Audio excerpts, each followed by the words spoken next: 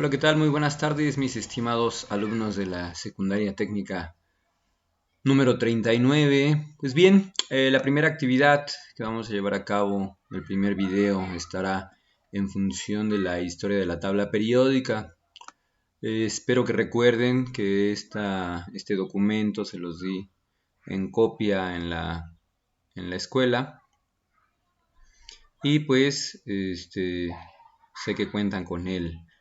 Así que vayan a sus cuadernos, busquen esta copia para que podamos empezar con esta actividad de repaso de la historia de la tabla periódica. Bien, pues me permití pasar toda esta información a una presentación en PowerPoint para poderla ir analizándola con calma. Pues bueno, como les comenté en clase, el primero que inició con datos o con información al respecto de los elementos químicos fue Dalton. Y pues acompáñenme con la lectura. Dalton sabía que una parte de hidrógeno se combinaba con 7 partes, 8 afirmaremos en la actualidad, de oxígeno para producir agua. Por lo tanto, si la combinación se producía átomo a átomo, es decir, un átomo de hidrógeno se combinaba con un átomo de oxígeno, la relación entre las masas de estos átomos debía de ser 1 a 7, o 1 a 8 se calcularía en la actualidad. El resultado fue la primera tabla de masas atómicas relativas o pesos atómicos, como los llamaba Dalton.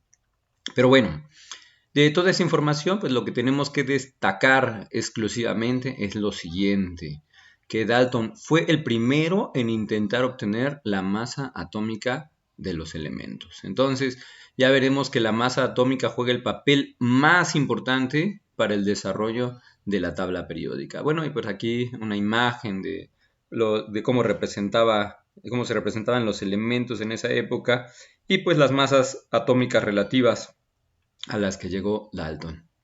Bueno, un tiempo después, pues el señor Antoine de Lavoisier publicó una lista de 33 elementos, son los 33 elementos químicos que se conocían en su época, y los agrupó, como ya lo vimos, en 4 grupos, los que son los gases, no metales, los metales y tierras. Y pues bueno, aquí podemos ver a los 4 grupos, 1, 2, 3, 4 grupos. Entonces, esta fue la primera clasificación de elementos químicos que surgió y fue a partir del señor Antoine de Lavoisier. Bien, más adelante Berzelius siguió trabajando con las masas atómicas relativas que tenía Dalton y percibió que había algunos errores. Entonces, además de descubrir más elementos y de obtener las masas atómicas relativas de otros, entonces se puede decir que Berzelius fue el segundo en intentar tener la masa atómica de los elementos y he aquí algunos de sus trabajos. Bien, fue hasta 1858 que Canizaro expuso claramente cómo determinar la masa atómica de los elementos y la masa molecular de los compuestos, así como el hecho de que los elementos guardan una relación fija de peso. Entonces podemos decir que Canizaro fue el primero en establecer con exactitud la masa atómica, desarrollando esto que se llama unidad de masa atómica o UMA. Y esto pues ya lo hizo de cada elemento conocido y lo hizo con varios tipos de cálculos y eso le permitió hacer aproximaciones para conocer la masa, en este ejemplo, en esta tabla, la masa del cloro, ¿no? Del elemento cloro. Bueno, el primero en utilizar la masa para intentar organizar los elementos fue Dobereiner. Él relacionó los pesos atómicos y los asoció con las propiedades de los elementos y los acomodó en grupos de 3 elementos. Y a esto se le conoció como la ley de triadas. Muy importante asociar a Dobereiner con la ley de triadas. Y la ley de triadas, pues aquí está implícito en el nombre, triadas, 3 elementos. Entonces aquí hay algunos ejemplos de las tríadas que calculó Dobereiner y lo hizo a partir de sus propiedades físicas, sus propiedades químicas, su parecido y su comportamiento. Y bueno, aquí vamos a explicar un ejemplo. El litio tiene una masa de 7 y el potasio tiene una masa de 39.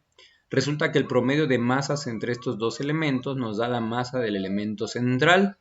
Y es así como él pudo comprobar que la tríada litio, sodio y potasio era una tríada correcta. Fíjense, 7 más 39 entre 2 da 23, que 23 es la masa del sodio. Por poner un ejemplo más, el calcio, el estroncio y el bario. Fíjense que el calcio tiene una masa de 40, el bario una masa de 137, lo sumamos, lo dividimos entre 2 y voilà, se aproxima mucho a la masa del estroncio, fíjense aquí. Y lo mismo pasa con todas las tríadas que él estudió matemáticamente. Y pues bueno, hoy en día estas tríadas están también presentes en la tabla periódica, así que Dobereiner fue el pionero en utilizar a las masas atómicas para organizar a los elementos químicos. Bien, sé que recordarán al señor Jean Courtois, que fue el primero en buscar un orden ascendente en la masa atómica, y pues él organizó los elementos en un tornillo. Ajá. Él, como ya les comenté, fue la primera persona en notar la periodicidad de los elementos. Recuerden que la palabra periodicidad viene de la palabra periodo. Periodo significa tiempo, es algo repetitivo. Por ejemplo, el periódico lo imprime en diario, por eso se llama periódico. Entonces, periodicidad es algo que es cíclico, que es algo que se está repitiendo. Entonces, él dispuso a los elementos en una espiral sobre un cilindro en orden creciente de su peso atómico.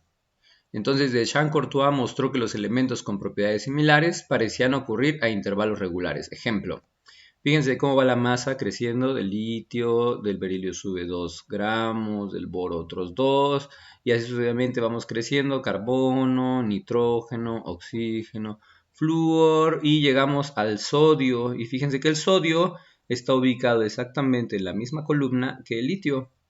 ¿Por qué? Porque esto responde a una de las tríadas de Dobereiner, donde Dobereiner ya había encontrado parecido. Fíjense que él también encuentra este parecido en propiedades y los coloca en las mismas columnas. Entonces quiere decir que las propiedades del litio son semejantes con las propiedades del sodio, que a su vez son similares a las propiedades del potasio. Y fíjense cómo va incrementando la masa. La masa va incrementando en cada vuelta del tornillo, va incrementando la masa, va incrementando la masa, va incrementando la masa, y así hasta llegar al elemento más másico, ¿no? Del tornillo de Jean Courtois, que es el titanio, ¿no? Entonces, aquí, pues bueno, hay algunos errores, pero sin embargo ya hay algunas previsiones importantes. Por ejemplo, el boro y el aluminio hoy están en la misma familia porque presentan propiedades similares. Si ustedes se preguntan, pues, ¿a quién se parecerá el oxígeno o qué elemento tendrá propiedades similares al oxígeno? Pues sé que lo están ya viendo ustedes, que sería el azufre, ¿no? El azufre que tiene una masa de 32, el oxígeno de 16, pero se encuentran en la misma columna, lo que los hace, bueno, en este caso están acomodados porque comparten propiedades semejantes, ¿no? Este es el tornillo de Jean Courtois. Pero posteriormente llegó el señor John Newlands. Él señaló que cuando los elementos se enumeran en orden de aumentar el peso atómico, aquí está lo más importante, las propiedades físicas y químicas similares se repiten a intervalos de 8. Y esto lo comparó con la ley de las octavas, bueno, con la música, perdón, a lo que llamó la ley de las octavas. Y bueno, aquí un ejemplo, ¿verdad? Vamos al pianito. Ustedes pueden ver aquí en el piano, por ejemplo, cómo empezamos con el do, re. Bueno, ya se saben las notas musicales ustedes.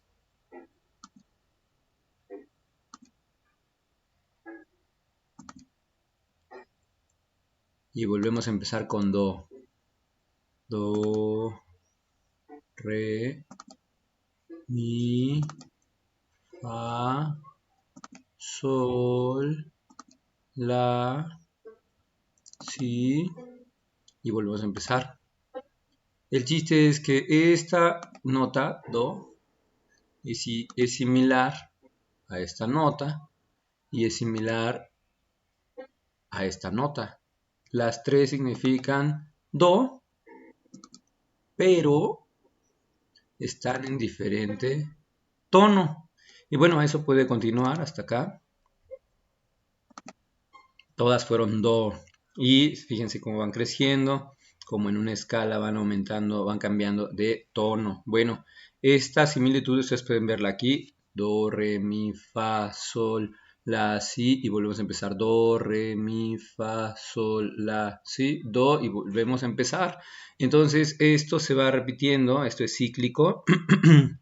Y pues son 1, 2, 3, 4, 5, 6, 7, 8 para volver a empezar. Y esto se parecía con el descubrimiento que hizo con respecto a las propiedades, como se repetían. Por ejemplo, el litio es un sólido, es un metal, es blando, es brilloso y pues reacciona violentamente con el agua.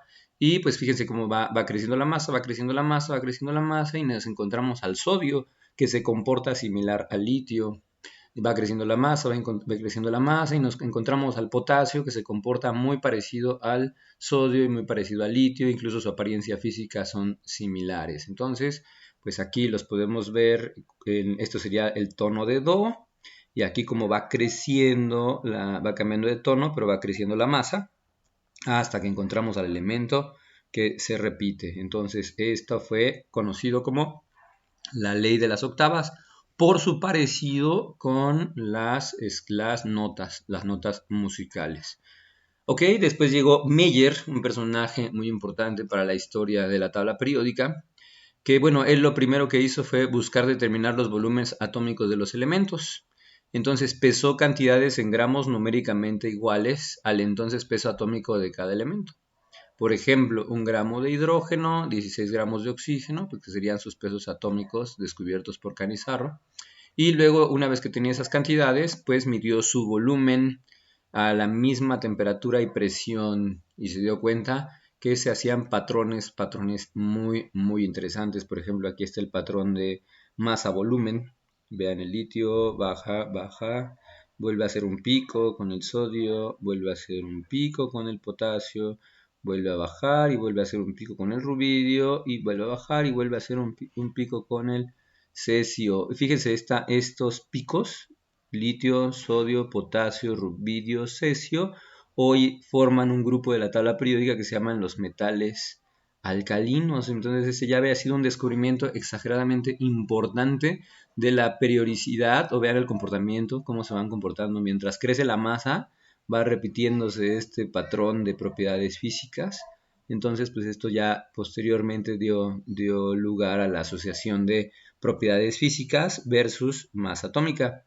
Entonces fíjense cómo aquí está, por ejemplo, el flúor, el cloro, el bromo y el yodo, que están aquí como en la parte de la parte creciente del pico. Aquí está, miren, la parte creciente y media, y aquí, bueno, aquí está en la parte más baja del pico, pero finalmente tienen más o menos la misma posición, vean.